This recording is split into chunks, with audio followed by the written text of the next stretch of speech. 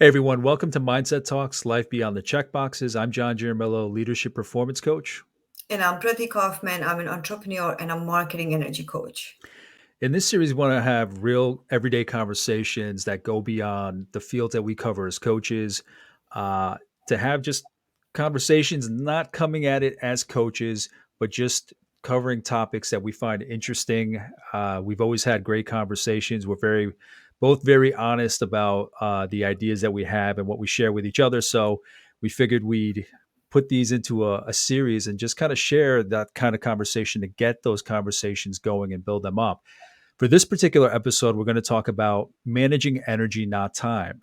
And Prati is an energy specialist, which is funny because I am absolutely not. And I know she's put out an ebook about it. I don't know if it was only one book, Prati, or if you've done a couple of them. Just one. I am fascinated by the conversation about energy because I have two young boys that are running me ragged. I have a full time job, the family at home, the side gig, um, and I don't want to compromise any of them. I don't want to compromise my family at all. First and foremost, they're my top priority. Uh, and my business is my passion, helping people, leadership coaching, etc. So, what can you share with me in the next 20 minutes that's gonna perfect my energy, I guess, allocation? What give me the highlights of the work that you do, maybe how you got into it. What is it that led you into that? And we can go from there. Okay. So, yeah, I have to step back a bit, okay, here about the whole energy thing. So, all my life, right, since I was a child, I always felt like more than what I saw from in people. It was like always like, I don't like this person's energy or that person doesn't feel right. So it was always more to kind of feeling and make decisions based on that. And every time I did not listen, things never worked out for me. Like I know that. So, but you kind of experiment a lot. So as I'm growing up and I'll end up here. And again, I'm all about the energy, right? Because somehow I always have felt energy more than this, anything. So when I was working and I came across like wondering, sitting in my cubicle, what's next? And the IPAC, Institute of Professional Excellence in Coaching, showed up.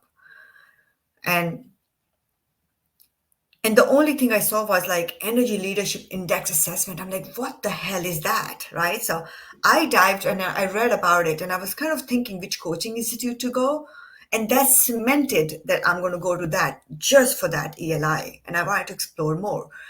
And what I found is he exactly explained what I've always felt in this assessment. So he put 25 years of experience creating this assessment, which is very, very subjective.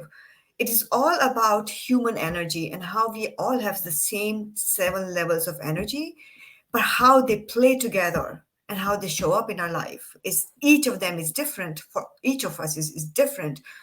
And what I love about this assessment is it doesn't put any labels on me. So one thing I've always have not resonated with is people telling me, "Oh, you're a dominant person. Oh, you're an extrovert, or you're this, or I'm a morning person and I'm an evening person." Yes, overall I do have more tendencies, Mhm. but as a human being, I also knew I'm capable of being anything I want to be. So, like when I have a kid, I became whatever person I needed to be in that moment. Like sometimes it was late night, sometimes it's morning time.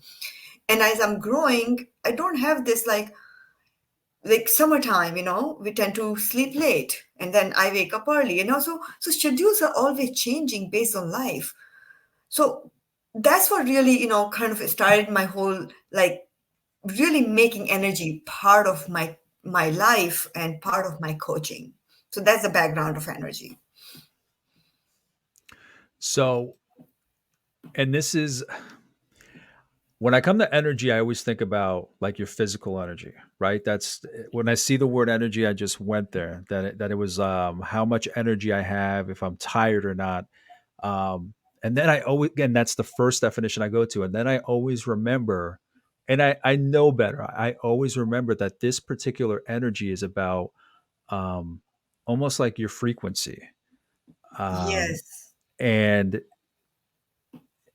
Even though I mentioned that first definition of energy with the family, in that second definition, I have had to kind of manage where I kind of get that energy, um, because there is so much expected of me: family, kids, full time job, like the business. Uh, what you said is intriguing. That you looked at people and you knew who you didn't want to be around, right?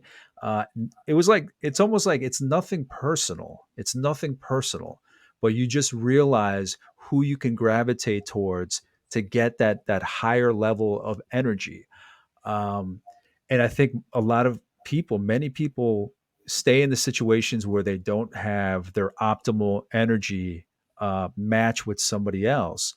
And I've seen that so often. And I'm not a specialist in energy by any stretch of the imagination. I've read some books about it, but that's about it.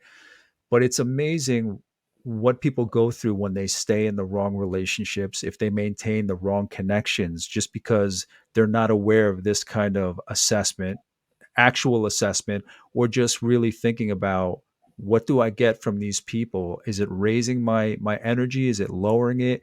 Is it holding me back? Is it pushing me forward? So how do you what would you say about how you work with people when it comes to their energy? What it what When was the first time that you wanted to work? What was it that triggered your work to actually begin with people in that? Because when you talked about IPAC and looking at all these different programs that were available, that was more a curiosity at first, about your experience with energy. But when did you really know that you wanted to work with people to raise their profile in energy? Right away, as soon as I did the energy assessment, I knew that that's going to be my baseline. So let's take a step back though. So when I work with people, it's nothing to do with others energy. I don't even care. So they talk about my husband is shit. I don't care. Or my relationship is not good. Not my business, right? Or I have like, I say, who do you want to be? Tell me that in that context. So because really energy, everything we are, every thought, every emotion is energy, and we are communicating that energy always. We're putting that out. So like somebody says, I'm very miserable, like people are out to get me, and I said, then you're out to get you first. Like it's nothing to do with others, and that's the beauty of this energy. It's never about others. So Mhm. all the energy work you do or everything you do, it is really is about you. So when I say, I want my husband to change, no, it is not about changing people. It is not about doing anything. It's about changing you and your inner self, the way you want to be. It's such a simple thing, but it's the most difficult thing with people because we get caught up so much about fixing others. We want everybody to get better. So this energy system takes everything out of it. Like there's nothing. So that's the power here is it's all about me. I am the responsible person and I get to define the way I want my life to be without any dependency on others. So, I mean, obviously, without going into specifics, what kind of examples can you give from the people that you've worked with? Obviously, change the names, not even mention names to protect the innocent. But what are some examples? What does that look like when you work with somebody and they may have, maybe those examples you just gave were based on real life examples you've come across? But what does that look like? What does it take? And I know it's probably subjective where it takes different approaches for everybody because we're all at different levels. But what are some examples of how people have turned that around? So once you become aware of your higher energies and how then we make a plan on how to tap into those energies when making decisions. So let me again give you an example. So when I did my energy assessment, I was very surprised of a certain level of energy, which really is a manipulative energy. And I've never felt that I manipulate people, but it was there. It was one of the most dominant energies. So instead of just saying I'm not, I'm like, where is it coming from? Then I remembered, like my husband often would tell me, why do you like to manipulate? So like, why do you always come across as like a different way? Like, why don't you just tell me straight what you want? So that I remember that. So as a woman, I think most women have this energy where we want others to do the things the way we want, but we present it in a way as if it's better for them. it's not about us, well, it's all about us. So again, you see the conflict, and we don't even realize it because we truly want that. So we have this tendency to fix people. That's why I said it's all about fixing others, right? Oh, you need to lose weight, let me help you lose weight. Or my kids are, I'm going to do everything for my kids because that's what I do. And you feel good about it, like being noble about, oh, look at me, like I'm just doing all this good in the world. And that was not being truthful to myself, that I enjoy those. Like, I want people to do it because I want it. But I always thought I'm doing that for other people because I want the best for other people. But that was not the first intention. The first intention was to serve myself. Second intention was, yes, it may work for you. So that is a really like a devious energy I had. And I had to really work hard on it to come to a place where I no longer I tell like the way it is. Like, it is for me, I'm telling you, it's nothing to do with you. If you do it, great. If you don't, it's okay. Absolutely.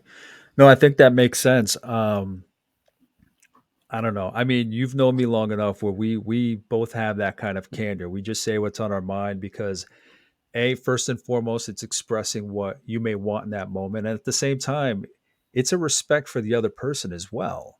You know what I mean? Where you're not kind of sugarcoating things, you're not kind of going in a roundabout way or manipulating them, whatever it was that the index had shared with you. Um, it's health for yourself. I mean, and I don't think too many people express it or share it or learn about it. And have there been instances where this is you maybe may have heard cases where they start talking about this kind of thing with children, people that are younger, to kind of put them on that path where they're cognizant of their energy? Is there anything out there that's like that? Because I feel like if something like this were part of a curriculum in younger people, I don't know, society, I feel, anecdotally, I feel society would just be healthier because people are trying to tap into their energy that's right for them and not compromising who they are, what they need. Again, the journey starts with you, right? Yeah. You have to show up fully. Like, I see my son following that already, right? To an extent, because he sees me doing it. Like, I can work 15 hours a day without getting tired. He knows, like, I can go, I will exercise, I will do this. I will, like, I can do so much in my day because I manage my energy, not time. And that's another thing. Look at, we all have 24 hours in the day, whether it's the president of the United States or a person who is working in McDonald's, or person not working and doing drugs. It doesn't matter. We all have the same 24 hours. How some people are doing so much in those 24 hours, and how some of us are not doing so much in 24 hours. And that's, I think, again, they really tap into the energies which are creation, energy of creation, and they stay in it for longer. And that's why they can accomplish so much. So creation energy, we call it like anabolic and catabolic energy. Catabolic energy is a victim energy, right?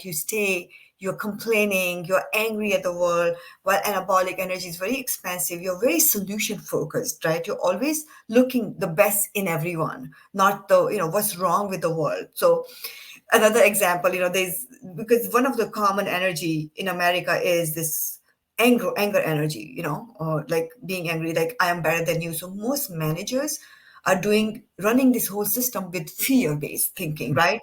And they are really like pressuring people to deliver, or they put the fear of God in you, and they can look very successful. These people can be millionaires, okay, but they do it in a way where people don't respect or don't want to work with you. They do it out of the fear based thinking, and that creates stress, non-stop stress in your life and everybody's around you. So those are the people who will say, you know if I want to do anything right, I have to do it, right? They don't trust the team members, okay? Or they would say, like, you're so stupid, right? Those, like, that is so stupid. Like, you're not intelligent enough. Like, that doesn't, like, so they put people down, but internally they're putting themselves down a lot too. So, what happens once you recognize the energy, because most of us don't even know that that's what it is. So, once you recognize, shift is inevitable. Yeah. So have you? the people that you work with, is it only in marketing or is it only in business, or do you work with people, anybody who wants to touch base with you on the energy assessment or index? Is it particular fields, or is it, do you have clients from across the board? I have clients across the board, and but I don't do a lot of life coaching because sometimes what I do is really assess the energy, create a plan, and then let them implement it because it's not easy. Basically, you're breaking down everything Oh okay, and yeah. rebuilding. So it does take time, but like there was this one young guy came and he was very frustrated that he's not able to find his soulmate or somebody he really wants to like fall in love. And he came, and I remember working with him and slowly shifting his mindset.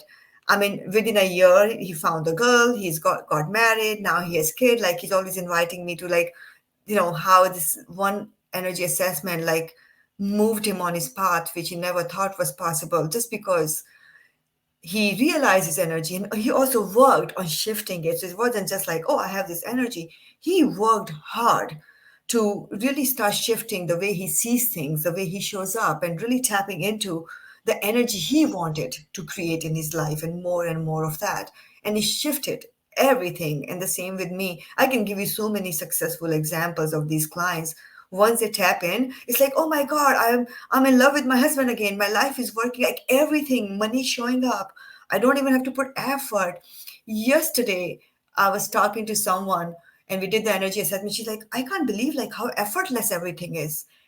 I mean, how do you put value? So everything comes, and even if you're working way more than you ever worked before, everything feels effortless. Everything feels like it just comes together because you're so staying in this high vibration, which is energy of creation rather than destruction. That energy is necessary too, but you learn to just move very quickly between everything. It's just it's amazing to me just hearing about this, and having read some stuff about it, how it's not easy. It takes work, like you said. But what's amazing is that the tools, I mean, aside from the assessment, the tools are all within you. Once Yes. you get that picture of the assessment, where you stand, and your coach or your guide provides you what the tools are to get to where you need to be, energy wise. That's the frustrating thing with anything coaching, is it's all there, it's all tools that you have inside you already. It's just realizing, recognizing them and taking advantage of them, and putting them into action. Exactly. And I think, human energy is so powerful. Your thoughts are so powerful. Everything you feel, every word you say is powerful. So really tapping into all of that can be transformative. It can literally, you can snap your fingers and create it. I mean, it's that powerful once you start to learn to tap into it. I'm not there yet. I'm still on a journey, learning, experimenting, seeing what works, what doesn't work. It's a non-stop process, but you all I know, this energy just gives you that power to create the life exactly the way I want without compromising on anything. Yeah, I think it's very similar to the work I do in terms of just making a shift, being proactive. I think we, especially here in the States, I think we just are very reactive to life. We play the cards that we're dealt. And I don't think enough people know that power. They don't recognize that power that they have within them, just to kind of, like you said, all it takes is a word. All it takes is a sentence. All it takes is a conversation, just to shift the energy a certain way. And it's, again, going back to what you've always said, it's important to step back before you act. Be intentional about how you want to act. And it's amazing how many tools we have at our disposal, but we just don't learn them until, for each of us, until we're in a predicament or an obstacle that we're facing. It's unfortunate, but I mean, that's the path of life, right? Yeah, and I think we can learn from children. Actually, children are so much better at tapping their energy than adults are. That's why when you said the curriculum, I'm like, I don't want to teach children. We're already teaching too much. We're teaching them to move Yeah. away from it rather than move into it. Because every child knows how to tap into this energy. Yeah, I know, but I mean, at a certain point, they become. I've been fascinated and I relax the most when I can watch my boys just play. Whatever's in front of them, they're enjoying whatever they're riding, whether it's a bike or a scooter, they're fully in it.